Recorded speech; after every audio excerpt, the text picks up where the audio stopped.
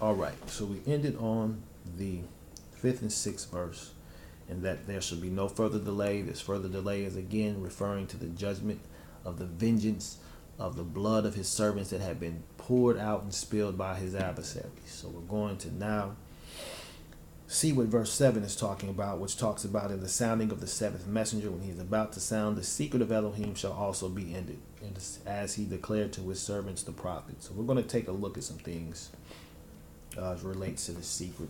We're going to go through a little journey and start with Psalm 25 and the 14th verse. It says this: the secret of Yah is with those who fear him, and he makes his covenant known to them. Those who fear him are those who observe his commandments. Okay, those who fear or revere him. That is a better word. The fear of Yah, the fear of Elohim. Okay, even Gentiles are considered Elohim fearers, and those who fear him are those who are in observance of his commandments. Okay, those are the ones to whom this secret is shown. We're going to go through another one to Proverbs 3 and verse 32. Which reads as follows: for the perverse one is an abomination to Yah. The perverse one is an abomination to Yah, and his secret counsel is with the straight. Yashar, those who are straight, those who walk the straight and narrow path, not those who walk on the broad path that leads to destruction, but the straight and narrow path that leads to life. That's where the secret counsel of Yah is found, to those who are keeping his commandments, observing his right rulings, sealed with his Sabbaths, Shabbatot, okay, not just the seventh day Sabbath, but his feast day Sabbaths, okay, which are part of his blueprint for salvation. So let's see how this works in Scripture. Let's look at Genesis 18, verses 17 through 19. Let's see how this example is played out. This is right before Sodom and Gomorrah was destroyed. It says this: and Yah said, shall I hide from Abraham what I am doing, since Abraham is certainly going to become a great and mighty nation, and all the nations of the earth shall be blessed in him. Now that's not the sole reason why Abraham was shown this. This is why Abraham was shown this. For I have known him. Okay, he knows him. Yah knows those who observe his commandments.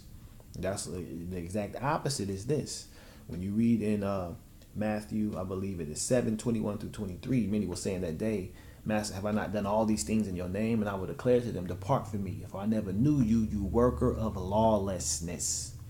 So Yah knows Abraham as a result of him doing what?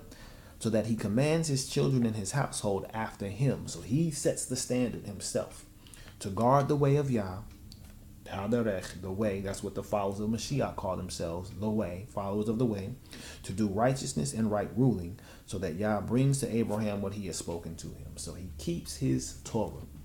Abraham kept Torah. Okay, how do we know that? Well, guess what?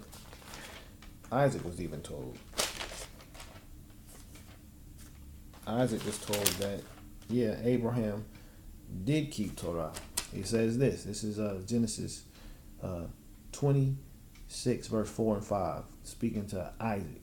He says, I shall increase your seed like the stars of the heavens, and I shall give all these lands to your seed, and in your seed all the nations of the earth shall be blessed, because Abraham obeyed my voice and guarded my charge, my commands, my laws, and my Torah.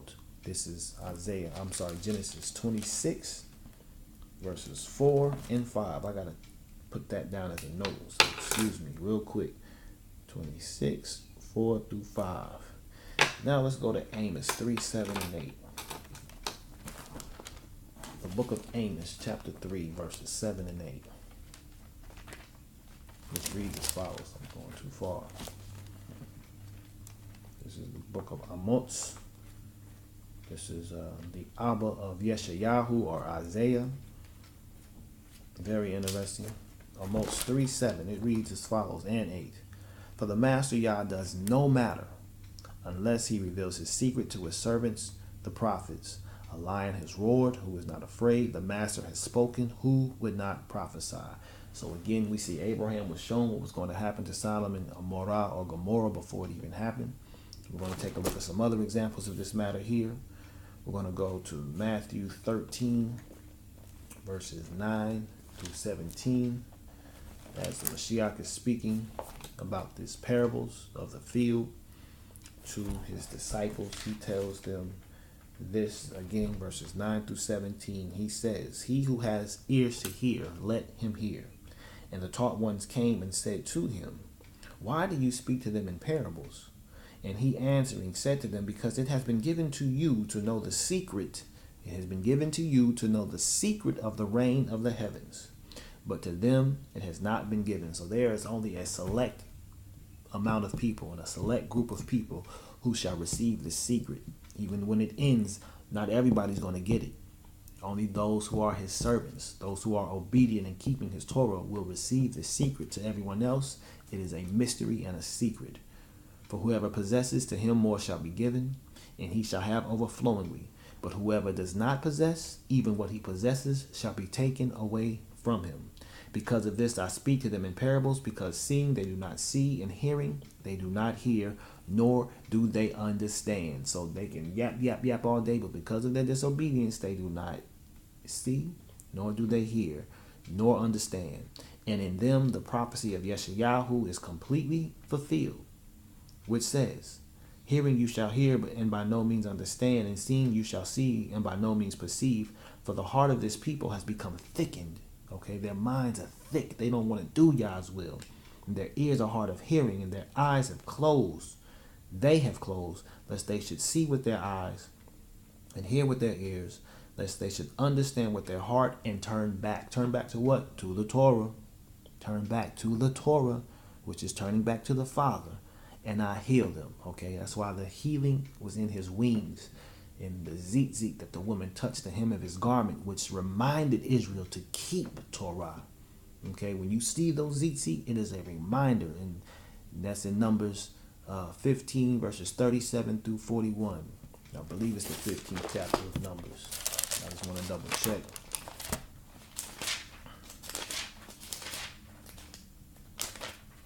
Yes, indeed. So check it out for yourself. Those tzitzits are a reminder. The hem of the garment is a reminder. Okay. But Mashiach goes on to say this: "Blessed are your eyes because they see, and your ears because they hear. For truly I say to you that many prophets and righteous ones longed to see what you see and did not see it, and to hear what you hear and did not hear it." Because the secret was speaking to them. The secret was speaking to them, and they could see it and they could hear it. The disciples, the chosen, who were given the secrets of the heavens. Because in this one, all the secrets of the heavens. The testimony of Yahushua is the spirit of prophecy. He who receives the secret shall prophesy. Okay, he who receives this testimony shall prophesy and speak Yah's word in truth and clarity. That is what this comes down to.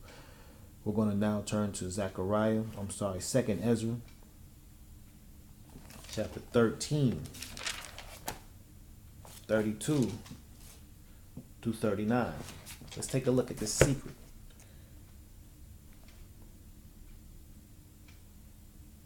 Well, we'll go back. We'll go back to verse 29. It says, "Behold, the days are coming when the Most High will deliver those who are on the earth, and bewilderment of mind shall come over those who dwell on the earth." Okay.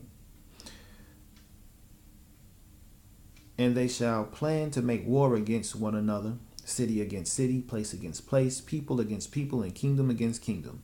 And when these things come to pass and the signs occur which I showed you before, then my son will be revealed." People will see Mashiach, those who have eyes to see and ears to hear. "Whom you saw as a man coming up from the sea." So there's this man from the sea, clothed in a robe, clothed in a cloud, wrapped in a cloud, okay? "And when all the nations hear his voice, every man shall leave his own land and the warfare that they have against one another, and an innumerable multitude shall be gathered together, as you saw, desiring to come and conquer him." Why? Because they hate Yah's word. They hated him, as a matter of fact, when he came, because he spoke the truth and shone light on people, which they hated because they were in darkness. And they will do the same when he returns in his people and with his people. Okay? "But he will stand on the top of Mount Zion. In Zion, the people on Zion will come and be made manifest to all people, prepared and built, as you saw the mountain carved out without hands. Okay. And he, my son, will reprove the assembled nations for their ungodliness. This was symbolized by the storm, and will reproach them to their face with their evil thoughts and the torments which they are to be tortured, which was symbolized by the flames, and will destroy them without effort by the law, by the Torah, which was symbolized by the fire. Okay, so this is the secret. Another secret. The people, the Lamb, or the Messiah, and the land are a huge interconnected secret. So that's second Ezra. Now let's go to Romans 16. We're going to look at the 25th through the 27th verses. Romans 16, 25 through 27. It says this. I'm going to go back to 24. The favor of our Master Yahushua Mashiach be with you all. Amen. And to him who is able to establish you to my good news and the preaching of Yahushua Mashiach, according to the revelation of the secret which was kept silent since times of old, but now has been made manifest, and by the prophetic scriptures has been made known to all nations, according to the command of the everlasting Elohim, for belief obedience. Belief obedience. That is how this secret will be shown to you. To Elohim wise alone be the esteem through Yahushua Mashiach forever. Amen. There is the secret, okay? Mashiach is the revelation of the secret. How do we know this? Let's go to Ephesians 1. We're going to read the 3rd to the 14th verse. Ephesians 1, 3 through 14. Blessed be the Elohim and Father of our Master, Yahushua Mashiach, who has blessed us with every spiritual blessing in the heavenlies in Mashiach, even as he chose us in him before the foundation of the world, that we should be set apart, kadosh, keeping the commandments, sanctified by the commandments, and blameless before him in love, as a result of our salvation, for our deliverance and redemption. We keep his commandments. If you love me, keep my commandments. Having previously ordained us to adoption as sons through Yahushua Mashiach to himself, according to the good pleasure of his desire, to the praise of the esteem of his favor with which he favored us in the beloved, in whom we have redemption through his blood, the forgiveness of trespasses, according to the riches of his favor, which he has lavished on us in all wisdom and insight, having made known to us the secret of his desire, okay, according to his good pleasure, which he purposed in Mashiach, in him, to administer at the completion of time, to gather together in one all in Mashiach, whether Yehudi or a Goy or Gentile, Jew or Gentile, whether slave or free, whether male or female, whatever, you shall be gathered in one body, okay? Both which are in the heavens and which are on earth in him, in whom also we did obtain an inheritance, being previously ordained according to the purpose of him, working all matters according to the counsel of his desire, for us to be the praise of his esteem, those having first trusted in Mashiach, in whom you also, having heard the word of the truth, the good news of your deliverance, in whom also, having believed, you were sealed with the set-apart spirit of promise, who is the pledge of our inheritance, until the redemption of the purchased possession, to the praise of his esteem. Now, we're going to go to a couple more passages. We're going to look at Colossians 1, 26 through 29. We're going to get this a little more understood and just get right to the secret. It says this: the secret which has been hidden from ages and from generations. There are 3 ages that we know of. We have the age of desolation, we have the age of instruction, then we have the age of Mashiach. Okay, from the year 0 to 2000 is the age of desolation. From 2000 to 4000 is the age of instruction. From 4000 to 6000 is the age of Mashiach. Okay, in which Mashiach came in the 5,000 year. Okay, so now we are, the 4,000th year of creation. Okay, so that would wrap up to about the 0 turn of the century, almost 2,000 years ago. Okay, but that was prophetically the 5,000th year of prophecy. Okay, but the secret which has been hidden from ages and from generations, but now has been revealed to his set apart ones. There it is again, to whom Elohim desired to make known what are the riches of the esteem of this secret among the nations. So now this is even being made available to the nations. Israel knew this. They were supposed to understand this. And many Israelites did understand this, which is the Messiah in you, the kingdom in you, the expectancy of esteem, whom we announce, warning every man and teaching every man in all wisdom, in order to present every man perfect in Messiah Yahushua, for which I also labor, striving according to the working of him who works in me in power. This is why we go back to Revelation 3 and we read this. See, I stand at the door and knock. If anyone hears my voice and opens the door, I shall come into him and dine with him and he with me. Okay, bread and wine. That's what he's going to dine with you over. Bread and wine.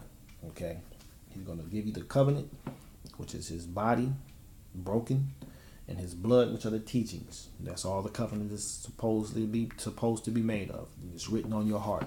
When Mashiach is in your heart, and you understand you are becoming the Word made flesh yourself in this new covenant, which is the law, the Word made flesh, the Torah made flesh, and you're becoming everything that this Word says you are to become, then the secret is revealed in you. Okay, so let's look at one last verse with the secret, which is 1 Timothy chapter 3 and the 16th verse. This reads as follows. And beyond all question, the secret of reverence is great, who was revealed in the flesh, declared right in spirit, was seen by messengers, was proclaimed among nations, was believed on in the world, was taken up in esteem. That is the secret of all reverence, of all righteousness, of all the Elohim-like nature that we need to understand, okay, in Mashiach. Because we are to become that ourselves. Okay, we have to reveal it in the flesh. We have to be declared right in the spirits.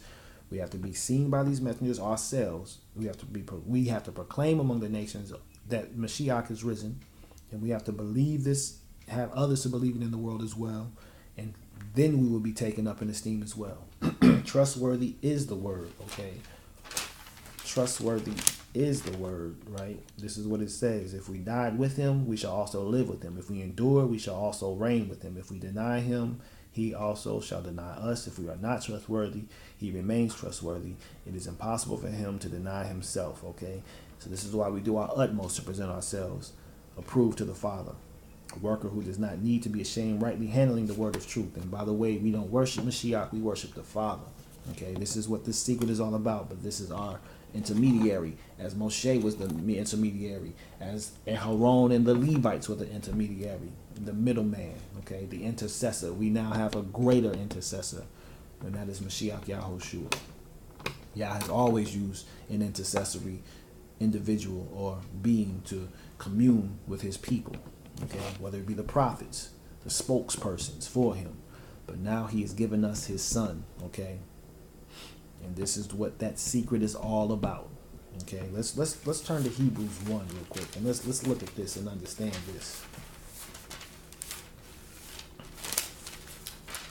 It says, Elohim, having of old spoken in many portions and many ways to the fathers by the prophets, okay, has in these last days spoken to us by the Son, whom he has appointed heir of all, through whom also he made the ages, who being the brightness of the esteem and the exact representation of his substance, and having sustained all by the word of his power, having made a cleansing of our sins through himself, sat down at the right hand of the greatness on high, having become so much better than the messengers, as he has inherited a more excellent name than them.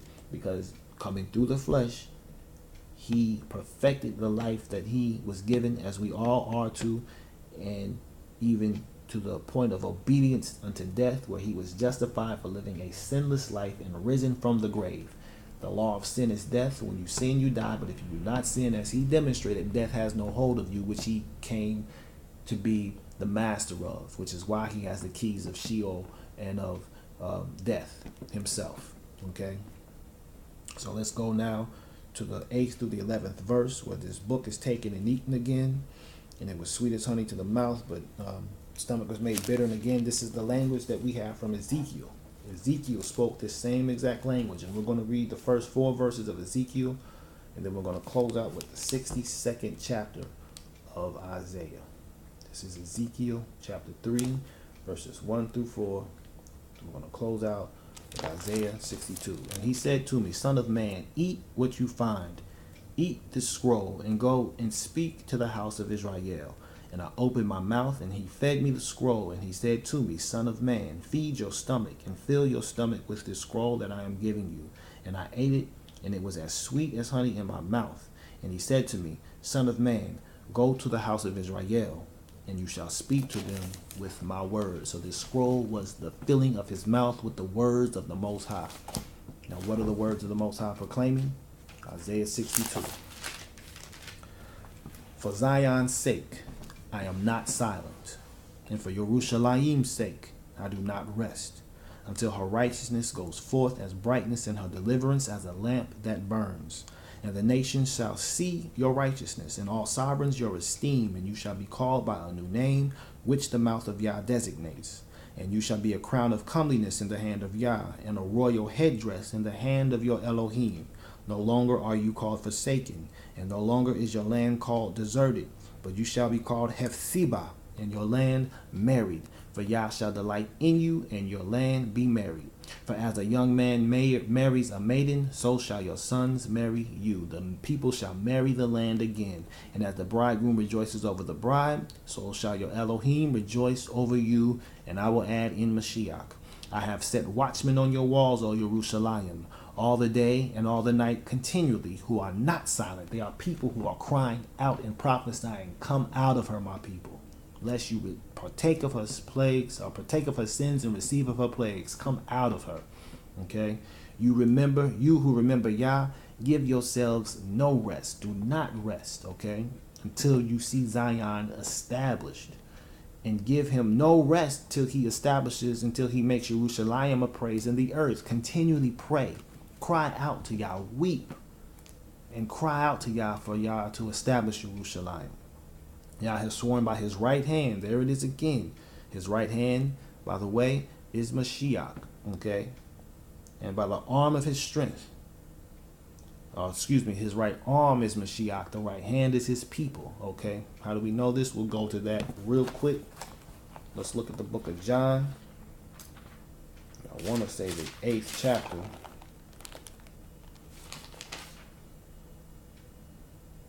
This one's the 8th chapter. There it is. This is John chapter 12, verses 36 to 38. Let me record this real quick. I want to take a note. John 12, 36 to 38. It says this. I just lost it. I'm sorry. John 12, 36 to 38. The arm is Yah.